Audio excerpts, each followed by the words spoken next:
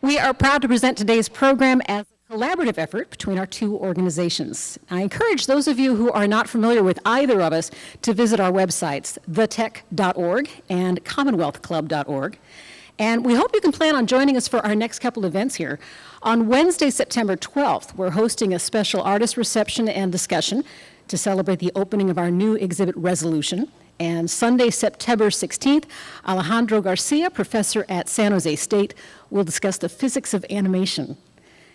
And tickets to any of these events can be purchased through the Tech Museum at thetech.org. And during our program, we are going to have time for our questions. You should have program or cards on your seat that you're welcome to write your questions on. And at any time during the presentation, hold those up. One of our volunteers will pick them up. They'll get the word to me, and we'll incorporate those questions into our presentation. So we do ask that you turn off your cell phones right now while you are thinking about it. And with that done, it's my pleasure to introduce Dr. William Clancey. He's senior research scientist at the Florida Institute for Human and Machine Cognition, and he's assigned to NASA Ames Research Center here as well. Dr. Clancey graduated from Rice University. He received his PhD in computer science from Stanford University, and while at Stanford, Dr. Clancey was involved with the Knowledge Systems Lab, developing some of the earliest artificial intelligence programs. And prior to joining the Florida Institute and NASA, he spent 10 years at the Institute for Learning in Menlo Park and worked as a research scientist in medical computer science at Stanford for 13 years. Dr. Clancey is the chairman and chief technology officer at ModernSoft, Inc. He's a member of the board of directors for the Association of Mars Explorers and a member of the Mars Society. He was a fellow of the American College of Medical Informatics and the Association for the Advancement of Artificial Intelligence and the Association for Psychological Science.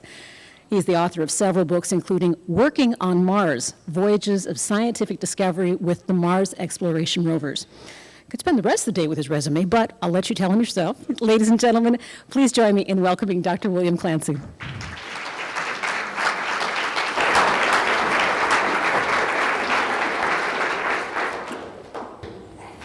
Well, thank you.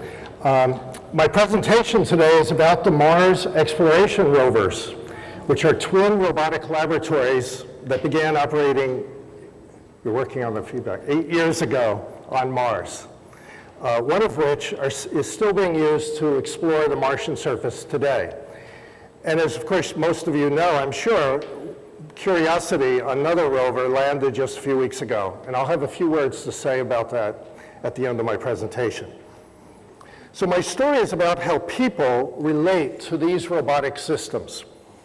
The Mars Exploration Rover mission, also known as MER, or MER, challenges how we usually think about the role of robots in space exploration. It provides a new way of understanding how computer tools and a proper social organization can be orchestrated to extend human capabilities. For over 40 years, we have been exploring other planets and their moons with robotic spacecraft. Whether flying by beautiful blue Neptune, like Voyager in the 1970s, orbiting Saturn, like Cassini today, or roving Mars, like MER, these spacecraft must be computer controlled because the communication time delay at the speed of light and their great distance makes it impractical to control them directly from Earth. Now, we can joystick a rover on Earth's moon. It takes about 1.5 seconds for the signal to be received. But at the speed of light, Mars is at least 5 minutes away, and sometimes 20 minutes. Radio time to Jupiter is on average about 45 minutes, and Saturn is twice that. When the New Horizons spacecraft reaches Pluto and its moon Charon in 2015, after a 9-year flight, it will take about 4 hours before we know whether the mission was a success, and it'll be long gone past Pluto by that time. Given the great distances, we can't go to these places in person anytime soon. So to carry out a scientific study, we must repeatedly reprogram and redirect the spacecraft, specifying where to go and how the various instruments are going to be used. Science teams working together for 5 or 10 years or more interpret the data that's returned, and discuss with engineers what's interesting and what's possible to do next. So at its heart, the story of planetary exploration today is about the relation of people and robotic spacecraft. Machines that are actually complex laboratories capable of operating in extreme cold with little power, packaged to handle the vibrations of launch and work for years without repair. Sending these scientific instruments throughout the solar system is one of the great successes of the computer age, and it will surely mark our place in history of science and exploration.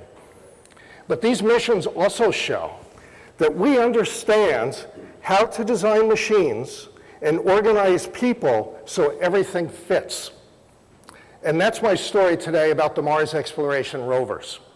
How the design of the spacecraft, as you see MER here, the organization of people, the software tools, and their work schedule makes it possible for scientists to work on Mars. Now, in the scale of the universe, Mars is right next door. It's about 9 months' travel using conventional chemical rockets. Mars is about half the diameter of the Earth, but it lacks oceans, and so it has roughly the same surface area as the Earth. And that's a lot of landscape for us to explore. The climate is often colder than the Antarctic, with great extremes during the day. But on a summer afternoon on the Mars equator, you could survive wearing something like a lightweight scuba suit and a pressurized helmet. Now, actually, a scuba suit might have been appropriate 3 or 4 billion years ago. We believed then that Mars was more like the Earth, wet and with a thicker atmosphere. One striking elevation map created from orbit shows the lower areas colored blue and suggests that large parts of the northern hemisphere might have been covered in seas, and there is evidence for ancient shorelines. So what happened? Did life form on Mars? Why was its atmosphere lost? Are microorganisms living today below the surface? And if life formed there, did it form separately from Earth, or are we related? These are the big questions that make many of us very excited about Mars. Now, as I've said, it's not practical to directly control a spacecraft on Mars because of the speed of a radio wave, which is the same as the speed of light. And it causes a time delay in seeing and affecting what is happening. But by acting indirectly, through computer programs that monitor and control the rovers and their instruments throughout the workday, people have been working on Mars for over 8 years. 2 teams of scientists and engineers operating the twin rovers called Spirit and Opportunity have driven together over 25 miles of sand dunes, in and out of a dozen craters, and climbed hills hundreds of feet high to analyze the layers of deposits. And they've also stopped to admire the views and take photographs. The scientists have scraped the rock surfaces, microphotographed their texture, and analyzed their molecular composition. In February of 2004, a month after the landing, I had the privilege to observe mission operations at Jet Propulsion Lab in Pasadena for almost 2 weeks. The 2 rover teams had twin facilities on different floors of a given building at JPL. And they lived and worked according to the time zone of their rover. Because the Martian day is longer than Earth's, that means that they reported for work about 40 minutes later each day. If you were at the gate of JPL, you'd see people coming in 40 minutes later than they came in the day before. The main science meeting room was darkened so they could orient to what they called Mars local time. Each team had about 75 scientists and student researchers, organized into what were called science theme groups: mineralogy and geochemistry, soils and rocks, geology, atmosphere, They were arranged at their own tables, and they gave presentations interpreting what they were learning and what they'd like to do tomorrow on Mars. The long-term planning group, sitting off to one side, reviewed the overall mission engineering objectives, measures of how far they had traveled, the number of images they had taken, how the instruments had been used, and how these goals affected the plan for tomorrow. In the words of Steve Squires, the principal investigator of the Mir mission, this has been the first overland expedition on another planet. Applying the rover's tools at chosen spots along the Martian landscape, we've learned how water has affected the chemistry of soils and rocks. And we found places in the past that were similar to where life thrives on Earth. Home Plate, for example, an area behind the Columbia Hills, is about 100 meters across. It might be a remnant of hot springs, like those we find at Yellowstone National Park. So this is how planetary field science proceeds, by recognizing minerals, formations, and processes that are familiar to what we understand on our home planet. The success of what's called comparative planetology on Mars is partly why it's such an exciting place to study. We're on another planet, but it looks and feels a bit like home. Now, just as the Mir scientists make analogies with Earth, my study of field science on Mars started by comparing it to how field science is done on Earth. Since the late 1990s, I had been joining Mars scientists on an expedition in the Canadian Arctic, a nearly lifeless landscape called Houghton Crater on Devon Island. Now, the scientists chose this place because it is Mars-like, allowing them to understand how and where life exists in extreme environments. And the expedition itself reveals how people might live and work on Mars if they were studying the landscape there. And that's of interest to mission planners. So on Devon Island, I followed the scientists in the field to understand how they explored. It was a big topic at NASA, exploration. But we had never, even in cognitive science, my home discipline, had ever studied exploration in the field as people really explore a new landscape. How did they decide where to go? What tools did they use? I documented how they collected and organized samples that they would analyze with instruments in their laboratories back on Earth. I studied how they diagrammed and described their work in their notebooks and how this related to their published work. I observed especially how they tended to work alone or in small groups. But observing the scientists in Pasadena, I was taken by the incredible contrast. The scientists are indoors, in a dark room, part of a large team, doing everything by consensus. People from different disciplines are required to work together.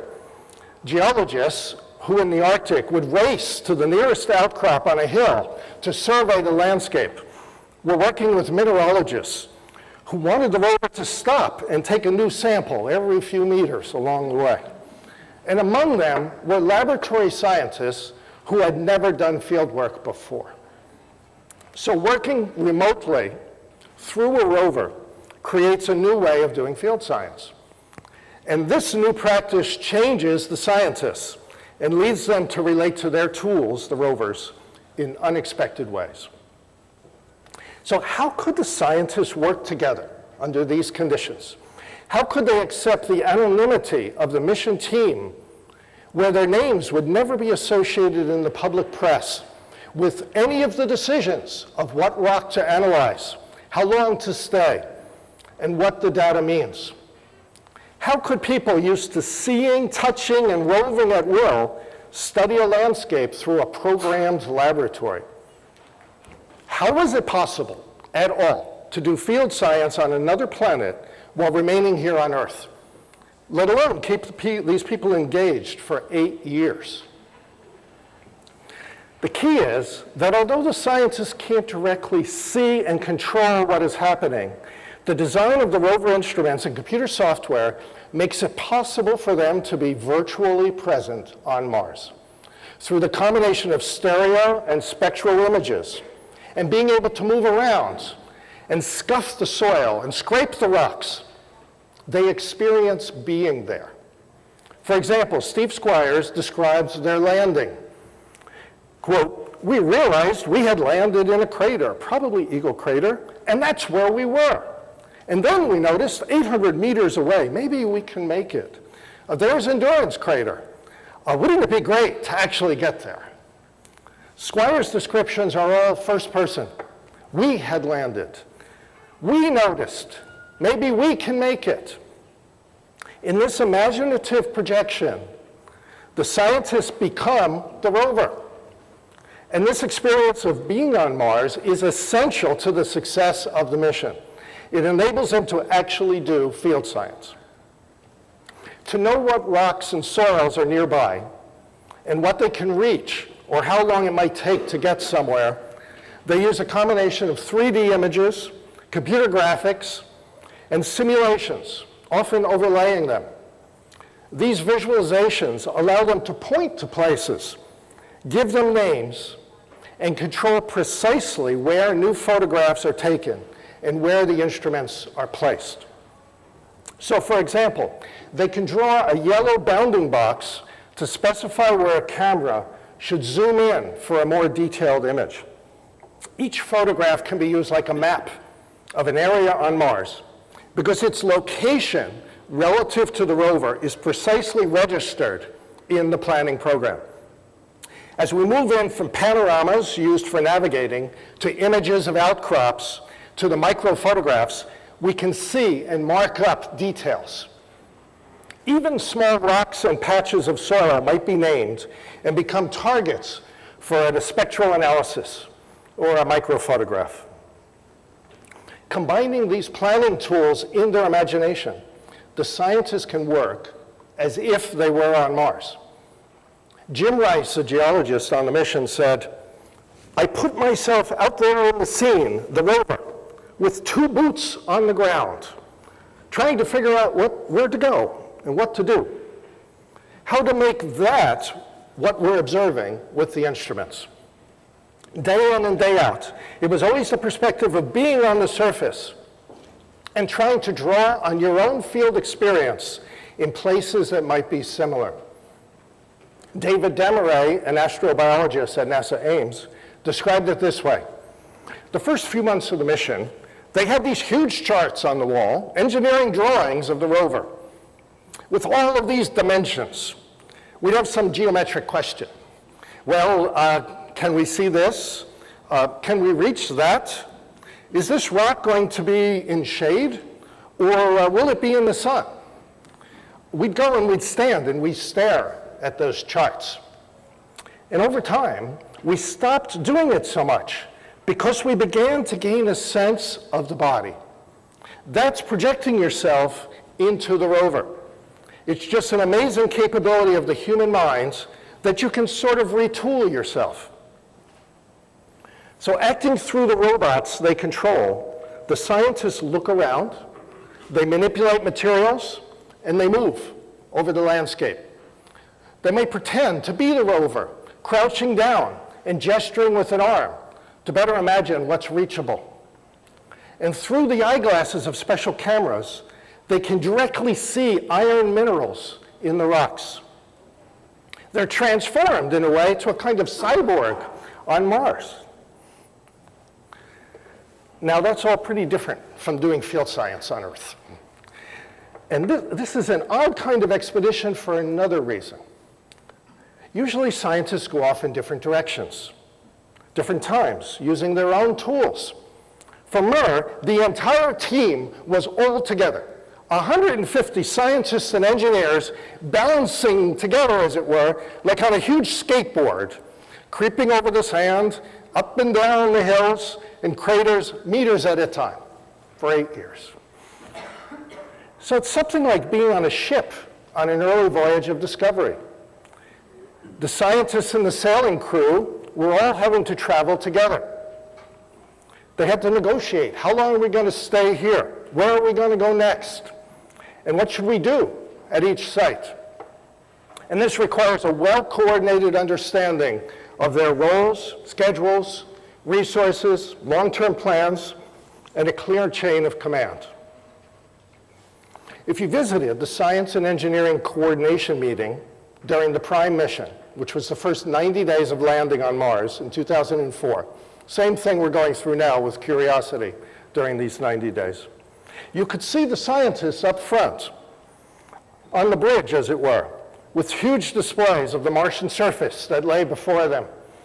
Behind the scientists, as if below decks on the ship, were the engineers, arrayed behind big square monitors, showing the ship's power, memory, and an evolving timeline for tomorrow's work. Now, this coordination meeting would occur about 6 p.m., just before dinner, local Mars time, every day. The scientists arrived at work about 3 hours before, mid-afternoon, rover time. And they were ready to receive photographs and other analyses that were coming back from the rover's work during the day. So you see, the MERS are solar powered. So they work roughly on a 9 to 5 schedule. Every morning, each rover would receive a new program for its day's work. So between dinner time on Mars and sunrise, the scientists and engineers must finalize the plan for the next day. And this requires a second shift of engineers who refine and test that program before it's sent to Mars, what's called the uplink. Now, if that weren't enough, keep in mind we were simultaneously operating 2 rovers on Mars for over 5 years. Spirit and Opportunity were in fact 2 missions operating in parallel. They had their own meeting rooms, as I said, for science operations at JPL. They had their own engineering programming teams, 6 p.m. coordination meetings, and their own cache, of course, of free ice cream. But the teams shared a single mission control center where the engineers attend to monitors, a lot like you could find in Houston's mission control. Their computers are connected to banks of satellites and Earth stations that allow them to communicate with the rovers. So this common engineering activity, sharing this room that I showed a moment ago, required 2 missions to be coordinated in a special way. If you look at the map of Mars, with the landing sites of the 2 rovers at Meridiani Platinum, Opportunity, or MER-B, and Gusev Crater, Spirit, MER-A, you'll notice that we landed the rovers about 180 degrees apart near the equator. Now, most people will realize that the sun angle is going to be important because the rovers are solar powered. So that's why we put them near the equator. But few people realize how the geography of the mission relates to the problem of commanding the rovers every day. Placing Spirit and Opportunity on opposite sides of Mars allowed a single command center and a management organization operating around the clock to focus on 1 rover at a time. Controlling them is separated by a half day on Mars. So this illustrates very clearly why understanding and designing the mission has to be comprehensive as what we call a total system.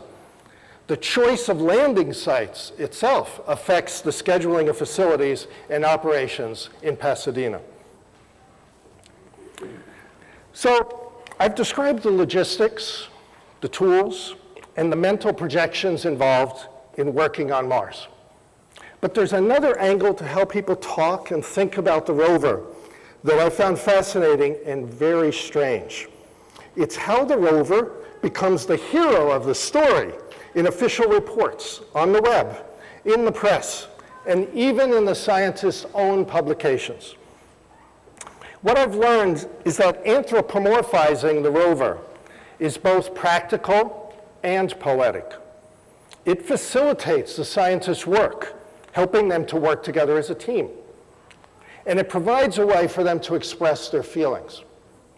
NASA's 2001 press release announcing the MER project epitomizes the personification of the robots.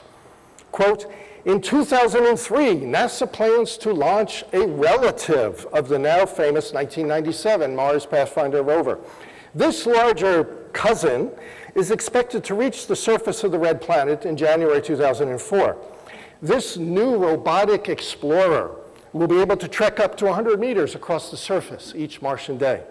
Scott Hubbard, Mars program director at NASA headquarters, said, quote, "This mission will give us the first ever robotic field geologist on Mars." Now, the metaphors in this poetic narrative, such as referring to the earlier mission as Mur's cousin, simplify for the public's understanding. But they also serve as a kind of cultural cheerleading in praise of America's new robotic explorer. But years later, the tone was distinctly sentimental when the Associated Press reported Spirit's demise. Quote, "Spirit, the scrappy robotic geologist that captivated the world with his antics on Mars before getting stuck in a sand trap, is about to meet its end after 6 productive years." So the melodrama of the rover is told here in the genre of a lost person. Spirit is said to be incommunicado, and it's personified like characters in a Disney animation. Quote, "As far as sibling rivalry went, Opportunity was the overachiever, while Spirit was every bit the drama queen underdog." Surprisingly, lead scientists on the mission are quoted as speaking in the same matter-of-fact way. The mission's deputy investigator, Ray Arvidson of Washington University, said he will remember Spirit as a fighter. Quote, "It wouldn't quit, just like the little engine that chugged up the hill." Now, sometimes this poetry appears a bit overdone, but then we find quite serious descriptions of the rover's character and its accomplishments, like a moral in the children's bedtime story. The plucky rover will be remembered for demystifying Mars to the masses. This is a story of perseverance. Talking about the rovers in this way, in the third person, makes it possible for the scientists to tell us about themselves, how they feel about the rovers, and the challenges they encountered. This is a personal, emotional presentation that you will not find in the journals Science and Nature. Now, this metaphor of the robotic explorer actually appeared in the first books about planetary spacecraft in the 1970s, and it has become a journalistic cliche. A few years ago, Andrew Chaikin subtitled his book, "Intrepid Explorers of the Red Planet." Now, the book is about the scientists' passion for Mars. But in Chaikin's poetic wrapping, the intrepid explorers are the spacecraft. Over the past decade, the cliché became a conceptually somewhat confused debate in the space exploration community between the advocates of science, meaning robotic spacecraft, and the advocates of exploration, meaning human spaceflight. Partly, this was a debate about the control for money. But a genuine question remains about the relative roles of people and robots, as the distances beyond Mars make daily reprogramming more and more difficult, and the robots become more able to identify what's worth studying. Some have summarized the dichotomy as human explorers versus robot explorers. At a Stanford University symposium that I attended in 2008 called Humans and Robots in Exploration, one topic was quoted to us as, "When does the human become the tool of choice for solar system exploration?" By this phrasing, people and robots are both tools. And then they ask, very puzzled now, what is the right mix? Of course, viewing people and robots as interchangeable tools from the start is absurd. I believe some of the difficulties that arise here are occurring because it's hard for us to understand this new working relationship between people and robots. Spacecraft that fly by a planet and carry out a canned program and send the data back as a one-time package are very different from mobile laboratories with sensors and manipulators that are programmed by us for every day for years. And it gives a totally different experience to the scientists in carrying out the mission. This new way of working, which MER epitomizes, can be difficult to think about because it's a relationship among people, technology, and work processes. It's not a property or a capability that can be ascribed to people or robots independently. And that's why the term robotic geologist is so misleading. The relation of people and robots in practical work is difficult even for the scientists to describe. MER scientists have said they could do in a day what took the rover many months, but they're thinking mostly about those long drives. Astronauts would leave the rovers in the dust, but there's no shortcut for the hours required to do a spectral analysis or a pixel-by-pixel scan of an infrared panorama. Nobody's used instruments like these in the field before. So how the rover's automation and human actions are dependent on each other can be difficult to explain because we don't think about it in practice. In terms of what's called phenomenology, the rover is seen through, as we say, like using a cane. In terms of, the rover is embodied in our activity. It becomes transparent, like a hammer, a bicycle, or even an automobile. We hit, we ride, we go places. We don't have to think about the machinery. It becomes part of us. The rover's arm reaching out is the MER scientist's arm touching a rock on Mars. Now, Jim Bell's book shows the difficulty of talking about this embodiment. The title is Postcards from Mars, the first photographer on the red planet. As the panorama camera lead, he's referring to himself. He writes that the rovers have allowed us to be, in a sense, the first photographers on the red planet. Now, he puts scare quotes around photographers. But I would have put the quotes around on the red planet because Bell and his colleagues really took the pictures, but they're not actually on Mars. They are photographers. How should we describe this, though? Who sent the postcards? I believe some of this kind of poetry is revealing that this joint action between machinery, robotic systems, and people is difficult to think about and describe. Now, these phone cameras that many of you are carrying around in your pockets provide a good example of how viewing robots as being free agents, robotic geologists, and giving them credit for doing the work can easily arise. Cameras like this today are all computerized. So when you press the buttons, computations determine the exposure and other settings.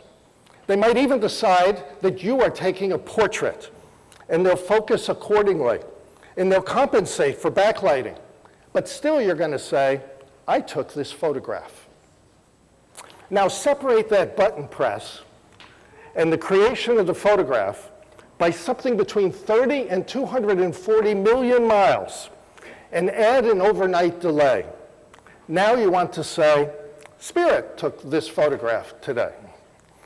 All the people and the technology in between just drop out. It's a narrative shorthand. Philosophically, it raises a question that we call agency, and it's at the heart of this humans versus robots dichotomy. Ascribing agency to the rovers appears throughout the scientists' writings. For example, in the Planetary Report in 2007, Matt Golenbeck, a lead MER scientist, provided a superbly readable technical summary of the science. The title, Spirit and Opportunity, Martian Geologists. In a clear presentation about ancient processes that formed and altered the rock and sand materials near the MER landing sites, Golenbeck alternates poetic attributions about the rover's actions with the scientists' observations and conclusions. Listen to this. After exploring Endurance Crater, Opportunity drove south to investigate the heat shield that it used during landing. Next to the heat shield, we noticed the only rock seen for kilometers on the plains. Opportunity's investigation of this rock revealed it as nickel-iron meteorite, a very exciting finding, as it was our first discovery of a meteorite on another planet.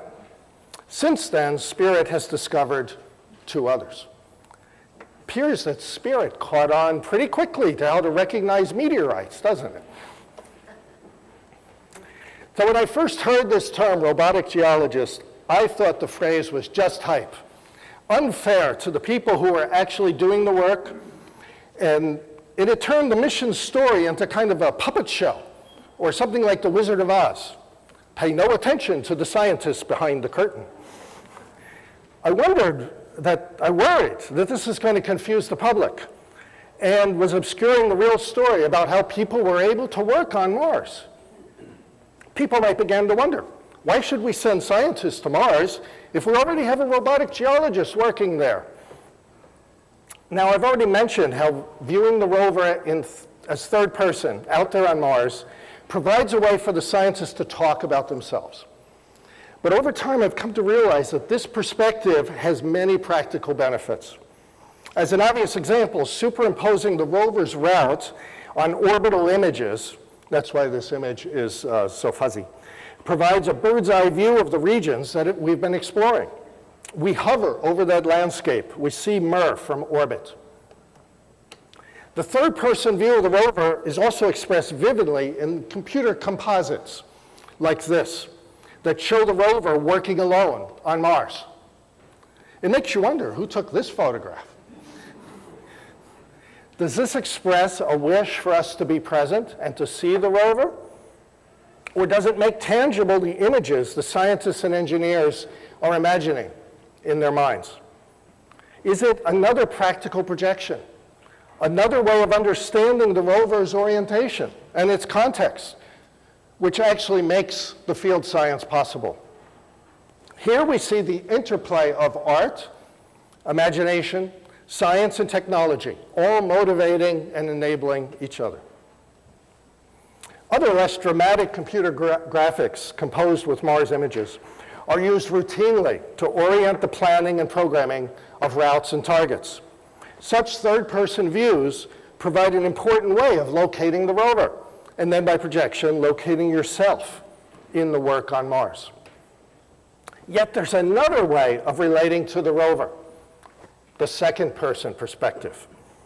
When the lead Mir rover planner said he viewed the rover as a partner, I was shocked. He told me, the rover and I work as a team. He didn't mean, though, it was the same as working with a JPL colleague. Instead, he was using the best words he could find, relating to the rover as a peer, to express how he delegated work to the rover. So it would plan portions of the route that he didn't have sufficient time or data to analyze and program himself. He relates to the rover in terms of what I do and what you do. For him, this second-person I-you relation is practical. The rover is an agent you can rely on. Now, talking about spirit and opportunity as investigating, driving, and so on, has also taken hold because it fits so well the convention of scientific writing, in which we depersonalize our contributions. Reports focus on the goals, the methods, and the data. The emphasis is on Mars, not on the scientists or how they do their work. Individual scientists are also properly wary of taking the limelight. Everyone knows they work as a team. In this respect, I was especially surprised to find out that this phrase, robotic geologist, was pivotal in designing the rover itself and promoting teamwork.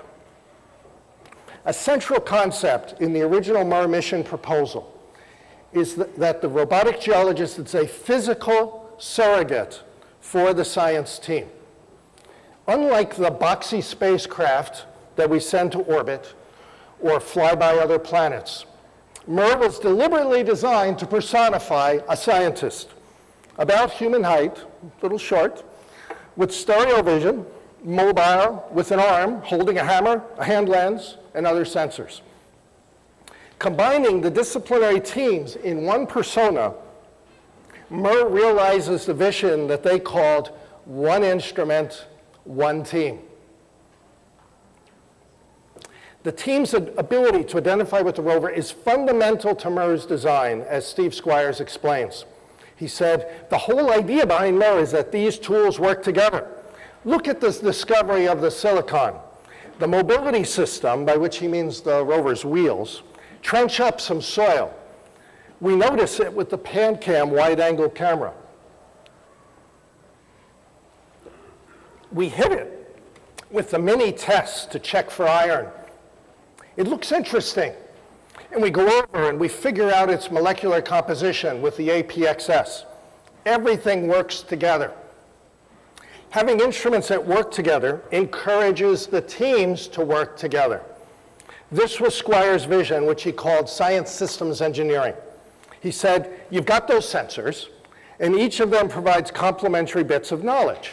You're going to use the payload to the fullest advantage if people look at it as being entirely at their disposal. If you were out there in the field, he says, doing geology with your field partner, you might be arguing about what this rock means or what that rock means, but you're not going to be arguing about, should we use the rock hammer or should we use the compass? We don't have PanCam guys arguing with mini test guys, but rather geologists arguing with chemists about exploration. Now, to appreciate that, you need to know that this design and organization starkly contrasts with almost every other planetary mission. And it contrasts in a way with our current mission, Curiosity. For example, the Cassini spacecraft, now orbiting Saturn, has 12 instrument teams, each with its own principal investigator. Remember that MER had one principal investigator. Curiosity has 10 or 11. These teams are matrixed, and they have different turfs that they're interested in, studying the planet Saturn, its rings, the moon Titan, or the icy moons, the other icy moons. It's at best a consortium sharing a single platform, jockeying for control and resources. Who gets to use their instrument now, and for how long?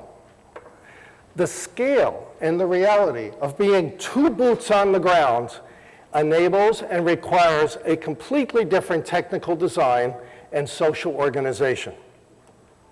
Rather than features at a planetary scale, seen as you're from an orbit or flying by, MER's instrument targets are palpable and they're directly manipulable.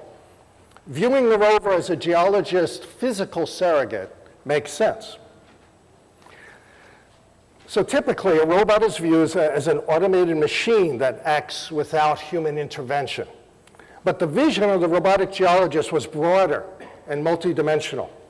Instead of replacing the scientists, the robotic geologist was conceived as a collaboration tool, a way of getting the disciplinary teams to work together. It didn't replace them, it provided a way for them to work together.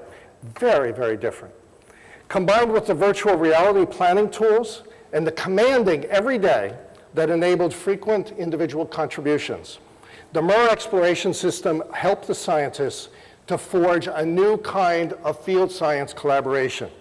It made them agents on Mars, working through a mobile, programmable laboratory. So although many people speak about humans and robots in space as if there's a choice, human explorers or robot explorers, our relationship to these computer-controlled devices is more complicated.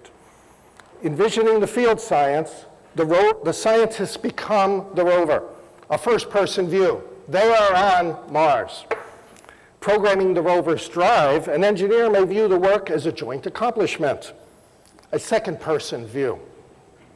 And then working as an ensemble, acting together through the rover's hardware and software systems, everything turns inside out in this third-person perspective. The rover becomes the team, and they can write about its exploits proudly. I would paraphrase that Associated Press story about Spirit's demise by saying, this intrepid team of scientific explorers will be remembered for demystifying Mars to the masses. This is a story of perseverance. The MERS scientists and engineers have invented a new practice of planetary field science. These are their footprints on Mars. The robotic geologist metaphor, in this metaphor, the team tolerates and in some ways they revel in their anonymity. The more fantastic the historic exploits of Spirit and Opportunity, the more proud you can feel to play even a small part in this mission.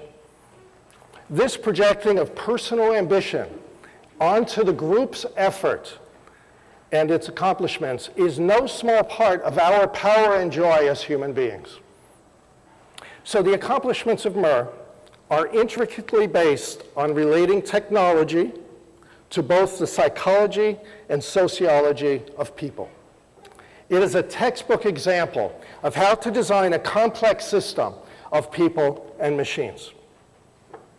So, reaching a conclusion now, the MER mission objective was to travel about 1/3 of a mile in a 90-day mission, taking perhaps dozens of photographs and learning something about the history of Mars. In this extended mission, over an unimaginable 8.5 years, we've traveled over 25 miles, taken 300,000 images and spectral scans. The science itself could fill a textbook or two. Now, with a somewhat elderly craft, we've arrived with Opportunity at a deep crater 14 miles wide called Endeavour, with clay soils and new layers to investigate. We waited out the last Martian winter at Greeley Haven with this commanding view of Endeavour Crater, tilted toward the north to better catch the sun on our dusty solar panels. This image from an amazing panorama was completed in May. As of July, we've been working on Mars for over 3,000 Martian days, and the voyage of scientific discovery continues. Using high-resolution images and scans from orbit, we've identified interesting mineralogy along Endeavour Crater's rim. Since arriving, we've been exploring Cape York, and eventually we might set a course for Solander Point. Opportunity will almost certainly spend its last days or years here at Endeavour. Meanwhile, as you all know, another Mars rover, a relative of MER, has landed in Gale Crater. She will climb and explore the central mound of Mount Sharp over several years. It towers 3 miles high over the floor of the crater and has been built up over perhaps 2 billion years. We'll be especially looking for carbon-based materials that are essential for life. NASA calls this rover the Mars Science Laboratory, or MSL. It's loaded with new instruments and weighs about a metric ton, 5 times a MER. Now, perhaps with the name Science Laboratory instead of robotic geologist, the MER experience has clarified the true nature of these spacecraft as tools for the scientists. And perhaps this time they will place themselves more publicly in the driver's seat. But you'll be sure there will be more poetry. Like Spirit and Opportunity, MSL has been personified by a nickname. They call her Curiosity. And perhaps you can already see how this will play out. But thank you for your attention.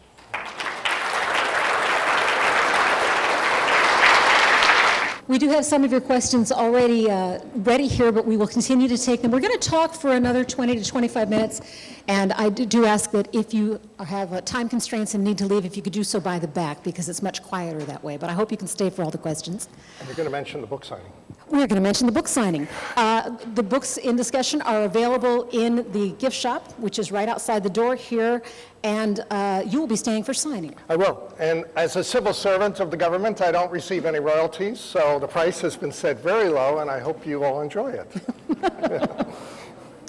Let's talk a little bit about the idea that these machines have preceded us to Mars, is it still ultimately the target to put a human being there? For sure. And it's sometimes very surprising if all of the scientists I spoke to really want to be there. They sense that they need to be there in order to do exploration the way it should be done. And part of it has to do with all those limitations that I talked about. They all want to go in different places. We'd accomplish a lot more with 6 people than in 6 people standing on a skateboard together. And I think your point, though, about anticipating or preparing is become more and more real. I don't think we understood that so well before MER, that we could, for reasonable cost, put these rovers in different places around Mars and figure out where would we want to go? Where should we land? Where should the human landing be? So what's the timeline? What's the timeline? Right to your congressman. I'm not allowed to lobby. It's all about priorities. One of the things that a human could accomplish, that you mentioned the limitations of the rovers are dependent on the sun and they need to stay near the equator. So it strikes me that some of the science that we're missing out on so far has to do with the ice poles, the polar caps and the water systems, that sort of thing. Are there other bits of science that will have to wait until a human can get up there without those limitations? Well, we actually have had a lander, Phoenix, in 2008, went to the Mars Arctic. So there we were looking specifically at landing on ice, as we did, and understanding how ice causes different formations there and understanding the chemistry. So there are limitations. I think with curiosity, though, we have learned now with this combined retrofire and soft landing of the sky crane, that's quite general. For the airbags, we were limited really to areas where the atmosphere was strong enough so that you slowed down enough before you dropped the bag. And so I think it's more the topology. Many people would like to land in this area that is like the Grand Canyon that extends for 3,000 miles across Mars. To do that kind of a landing would be very tricky, but we've now gotten pretty close to that.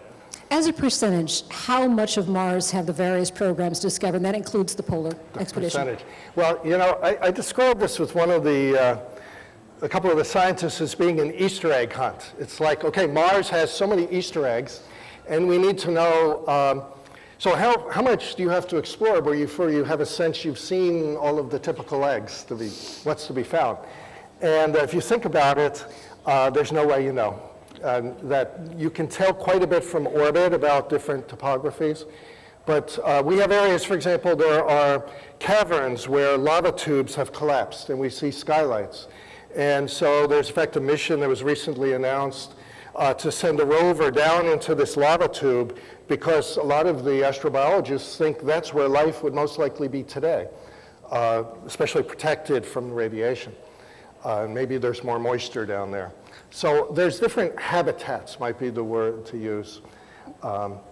So the answer is we have no idea what percentage we have. We have scratched the surface. You might think about it as like the Vikings landing in North America, and the word Viking is appropriate, having been a 1976 mission, 77.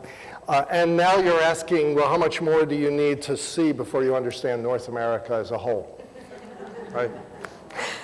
I love this question from one of the audience members. How do you know what time it is on Mars? Well, there's 2 answers to that. One is you've got a special Mars watch that tells you the time. But it turns out that the whole issue of time on Mars is very complicated. Once you get into it, you realize that time on Earth is a lot more complicated than you thought it was. And what you know about a leap year is a great simplification about something that's a lot more complicated than add a day every 4 years. And so actually one of my colleagues, Zara Mamalik, who I cite in my book, did a dissertation about time on Mars, just on that topic. So I would just point out the whole issue that Mars has 24 hours. So what did that mean? That meant they had to decide that a second on Mars is longer than a second on Earth. That sounds very weird. Why don't you just say that it's more than 24 hours? Right. But of course that would make a clock look rather funny. But you could do that. I thought a second was like a physical, basic Hard and fast. notion, Right. like we would define a kilogram or a meter, but it's not. It's more flexible. Yeah. Well, yeah, as you're coming up through the sciences, especially with planetary science, you discover pretty early you can't always stay on the same clock as the rest of the human beings. If you're going to do observations from some of the great, observatories, you need to stay in a room where, there are blackout window shades in the daytime, so you're up and working all night. Once you get to the level where you're working on a Martian mission, does that take a toll on the body, even though you're earthbound? Absolutely. When I did my 2 weeks in Pasadena, I picked a time when I thought they had reached some stability, so they weren't still figuring out how to program everything.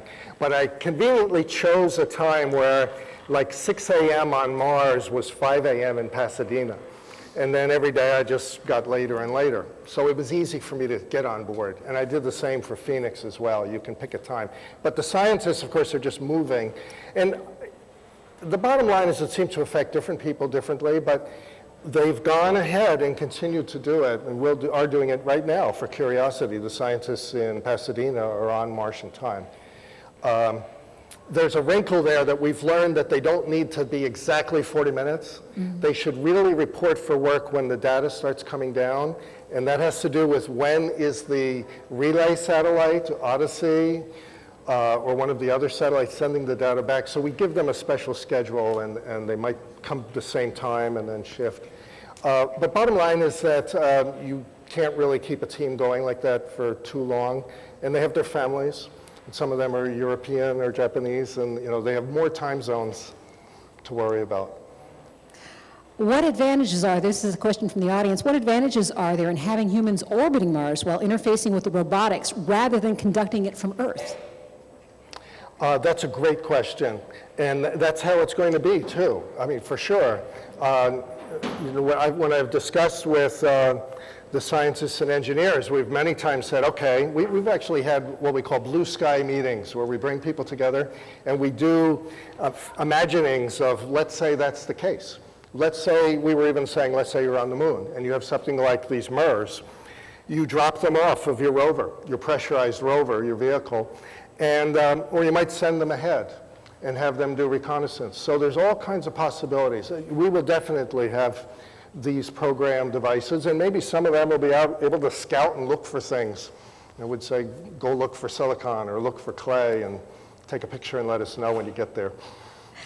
Let's talk about the idea of life on Mars. And I doubt there were any scientists who expected, the first camera eye to open and have another eyeball staring back. Nobody was real surprised. Well, the joke is the Martians are jumping around, so they can't be caught by that camera.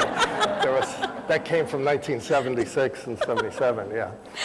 But when you talk about life on Mars, you're talking about anything from the very tiny, the microbial. Yeah, it's going to be tiny. It's going to be tiny. It's going to be tinier. So as one of our audience members puts it, say the mission finds, yes, there is or there was life, what next? How does that information help us? Well, certainly you're going to be analyzing. This is going to be the biological find probably of the time, of the era. You want to know, is it DNA? Do you recognize how the amino acids are put together? Does there appear to be something like DNA and RNA that consists of other amino acids that are in a different order, something, it's just a different program? The significance, you can imagine, is two-sided. One, there will be some possibility that means that life started first on Mars and we are Martians. That'd be a surprise. Or life was independently created on Mars. Here, your closest planet, which doesn't look that lifelike today, habitable. And now we're discovering thousands of planets out there, and we'll soon know of many where life could be. That will suggest it's much more likely that those planets that the Kepler mission is finding, could have life on it. That'll raise the probability incredibly. Is there an ultimate goal, whether expressed or implied, when NASA goes out in search of possible life forms? Is there the idea of exploring places for human colonization, the expansion of where the human race lives and works? There's like there's multiple parallel lines here, and there's definitely people who are thinking more about if you look at their articles, they're saying, well, look at this this cavern here, this ravine. We could have like a habitat on the wall inside. And that's their designing, and they're saying, and the water could be coming from the ice over here, and that's what they're imagining. So, the direct connection is not that strong right now because there seems to be water ice throughout the planet, when that would be something we would want. One of our audience members wants to know about recording sound on Mars. Are they currently, or will they? Let's see, this was an issue for Phoenix, and I think there was a problem. But I'm almost certain MSL, go look on the JPL website and look under MSL. I believe there is an instrument for that. Okay, but it's not, currently we're not going to be able to hear sound from Curiosity or? Well, the sound, I'm not sure what, it seems like somebody should have done a simulation of what it would sound like. I think it would be very low, but though, as you can imagine, if you were to blow against that microphone, it could sound like a hurricane, but it was just, so this relationship is not necessarily intuitive. But you can hear the Martians jumping around outside the camera. That would be we would get their vibrations, I think. What danger do the rovers have from solar flares? Solar flare, now, see, this is an area I'm not a specialist in. I believe that I think it's best to think of radiation in general, and you have cosmic rays and solar flares. The bottom line is that the computer circuit systems are radiation hardened. That's why if you look at what Curiosity has, you'll see that it's not quite as good as the phone computer I have in my pocket. And it has to do with what it takes to shield them. And deal with the temperature differences. So absolutely, that's a consideration. Let's talk about how well they do. And with you have MERS outliving their expected lifetime, how do the teams adapt with the science as they go along? If it's expected to run for 6 weeks and it's up there working for 2 years. Well, the scientists are human beings. They're scientists like myself, and they get funding from different sources, and they're always trying to make ends meet. So MER has been, for very few people, a full-time project. I don't know necessarily that any scientists, maybe not even Steve Squires, are full-time on the mission for 8 years.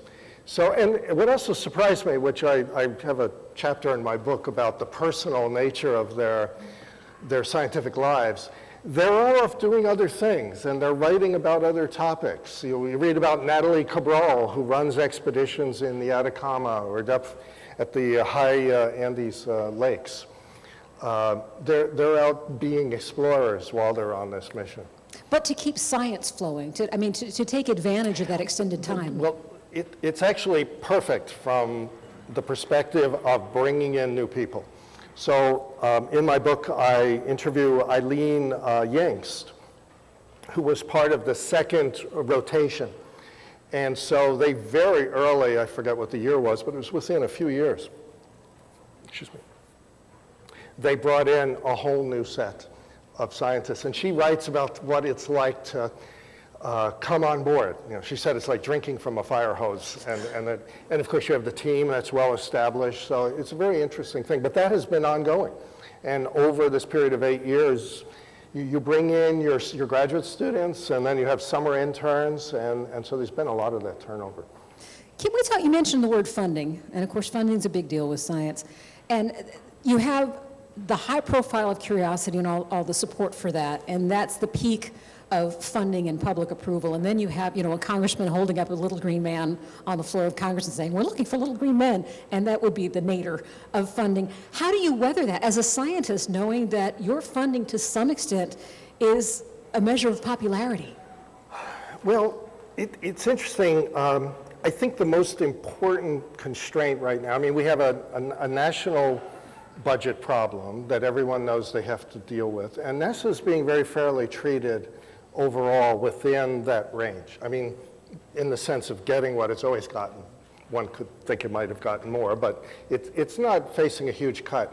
Our biggest problem is more internal in that we have 2 missions that cost a lot more than we expected. One is Curiosity, and one is the James Webb Observatory, which is the next generation of Hubble. And James Webb is up to over 8 billion. So this hurts some of the other missions, and the scientific community is being asked to live within the budget. Now, one might argue that they deserve some slack here and to be given more, but really, I don't think it's so much popularity as dealing with the fact that they have a fixed budget. It might be great if, if the public wanted to argue that their budget shouldn't be so fixed, that would be a separate matter. But some of the people say, we have Americans starving, we have, infrastructure that's crumbling, why are we throwing money into Mars? What do you say to those people? Well, the cliche response is, well, the money's being spent on Earth, it's not being spent on Mars, and it's leading to new technologies. I mean, anybody who looks at the Curiosity landing can see that we have just demonstrated how to land quite heavy pieces on Mars. And that is now a very general thing that's going to be done for decades to come. You could land habitat modules, power plants, pressurized vehicles. You could start bringing down, with this precision landing, a bunch of pieces through separate missions. You don't have to have a gigantic rocket that brings everything at once, which would be much more of a risk as well. So, I forgot what the question was, but that was the important answer. Well, we were talking about justifying, space travel. Yeah, so you're seeing a capability developed that is very general. Now, I think you're asked what would be the effect on our sense of pride and enthusiasm to have an American colony on Mars. Compare that to other things. It's a matter of prioritization, really. What about the rise of privately funded space exploration? How do you see that playing out? Extremely important. I think in the next 5 years, we're in a major transition right now on human space flight. And I think there's a lot of us, people in the program, who believe we can be 5 and certainly 10 years from now, where low Earth orbit, sending astronauts and supplies back and forth to the space station and Bigelow's hotel that he would like to build, an inflatable hotel, and these suborbital spacecraft that are going to be sending people up within a couple of years, little joy rides. That's going to be commercial. Now, where the money is to be made, the big idea I think that everyone's caught on to is, well, what if you had these for-profit companies contract to provide fuel and water in lunar orbit, say, so that NASA could use it on the moon, or take it from lunar orbit out to an asteroid or onto Mars. Once you get out of the gravity well, so there's be a lot of value for NASA, and it'll be much more competitive and better price. You talked about the probes reaching further and further into the solar systems. One of our audience members wants to know what kind of human operational protocols are eventually going to need to be automated when they're reaching that far away. Well, I think, you can see with Cassini, it isn't planned day by day. They know more over several months what the program's going to be. It might be, in a way you could compare it to Hubble, where they don't decide today what they're going to look at tomorrow. This stuff is all laid out and scheduled way in advance. So there would have to be another study, and I have a colleague, Janet Vertesi, who's on the Cassini team, an anthropologist who's studying their team. And I'm looking forward to her report, which I think will show that they don't have the same engagement because they're not able to get in there and individually say, I have this idea, and this is what I'd like to do. They might have to wait months before their idea could be realized. And they have all these competing teams. It's a little different story. So maybe not as chummy and rosy as the Mars story. It's interesting when you think about, the further we go into space, there's a certain poignancy. You were talking so much about the humanity involved in the human side of this. There are humans who are going to be contributing significantly to programs they may not see the end of. You can work on something and see the blast off and be so pleased, and by the time it gets where it's going and starts coming back, you may not be there to see it. I'm sure the scientists have to think about that. For sure, and there's certainly any mission they work on, they'd like it to be in their lifetimes. And I found more of that than I had sort of expected to find in asking them. I saw a lot of their motivation was they want to know about Mars. And so they want to know, how do they get these answers in their lifetimes?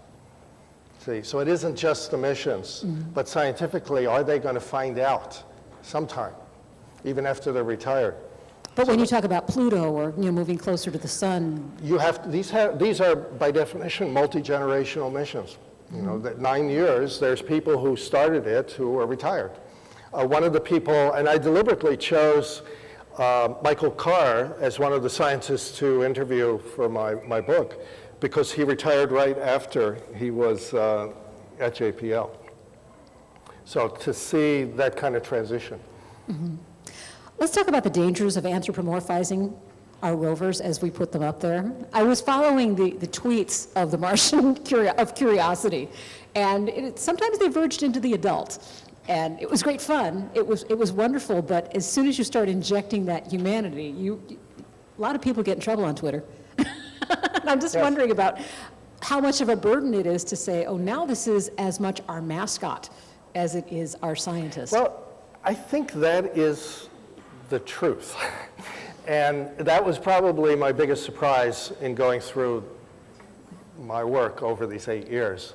Because I did start, as I said, rather upset when I first saw that 2001 press release. I was at Houghton Crater in July when it came out, and I remember ranting and raving to anyone who would listen to me. Who is this Steve Squires, and why is he saying these absurd things? Robotic geologists. We're in big trouble. I mean, the last thing you want to say to the public. And to find out that it was actually useful, that it played a role in the design, and that it enabled them to say things that they wouldn't be able to say. And it made everything sort of fun as well. And I don't know how many people were really fooled. So it's complicated. And I think also the way I put it in the book as an afterword, really, is to say, you can be a scientist and you can be poetic at the same time. Mm-hmm. And I think Squires and the team just epitomized that. Squires told me, we went to the top of that hill and we took a photograph because it was a cool thing to do. He said, did it have scientific value? Well, he was willing to say it didn't matter. And even though, if you work out how much it might have cost, it's a great image, And so that willingness to be a person as well as a scientist, I saw throughout. And I think that's what we need to realize. You don't lose your rigor by having the poetic aspects and artistic interests. We're down to just the last couple questions, and for one of these, I'm sure curious minds very much want to know, the wake-up songs for the rovers have been different over the years. Wake-up songs for the various rovers have included Love Me Like a Rock, Paul Simon, Come Fly With Me by Frank Sinatra, Wake Up Little Susie, the Simon and Garfunkel version, Radar Love by Golden Earring, the theme from Mission Impossible, and probably my favorite, Where Is My Mind by the Pixies. So the burning question is, who gets to pick the songs? So actually, I was only tangentially aware of that, and I recognize it from your telling it. I didn't study that, or I really don't know. So it sounds like a great talk for somebody to get if they'd like to get into that. Okay. Well, I know you're the authority on my It's last probably, I would say it's at JPL. It's within their team, probably. Okay, and we can tell from their dress code they're a pretty wild bunch, so that explains a lot of the songs. But the last question I know you are an expert in, and that is your own trajectory in coming into planetary science and enjoying it and living with it, and I can see you're still enthusiastic about it. What have been the high points and the low points for you in the world of science, and what keeps you enthusiastic about it? Well, my whole time at NASA, which is now almost 15 years, is a high point in my career. So I'm a computer scientist, but really with the psychological, philosophical bent. And I'm interested in taking photographs. Many of those are my photographs. And like being outdoors and camping, I've been able to do it all with NASA. And I never anticipated that. And I certainly remember the day of the landing on the moon, and I could have recited to you all of the different astronauts and Neil Armstrong, who we just lost. So I was always I didn't realize that you didn't have to be a rocket scientist or a military test pilot to work for NASA. And I've hired linguists and anthropologists and psychologists in my team. So that's a real high point for me. And the downside is, well, I haven't yet you don't see me at JPL studying curiosity, and maybe somebody else is doing that. So. Got it. Well, I want to thank you so much. This has just been great. And I hope that you've all enjoyed this afternoon's program.